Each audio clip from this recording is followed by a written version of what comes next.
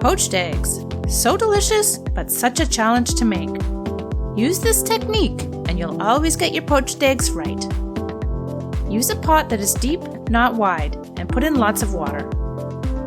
Add 2 tablespoons of vinegar. This keeps the egg white firm and gives it a nice round shape. Crack your egg into a bowl. This way, if it breaks, you won't lose your egg. Bring the water to a boil, then turn down the heat so it boils very gently.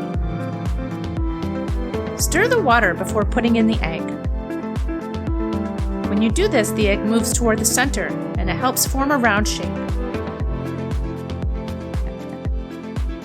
Cook the egg for exactly 3 minutes. Take out the egg and place in an ice bath for 5 seconds. This stops the cooking and removes the taste of vinegar. If you're not planning to eat your eggs right away, you can reheat them later. Put them in a pot with hot water and heat for no longer than 1 minute.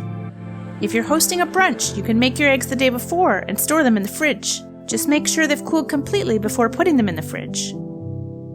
If you find this video helpful, please give us a thumbs up. It really does help us. Break open the egg, add salt and pepper, and dig in.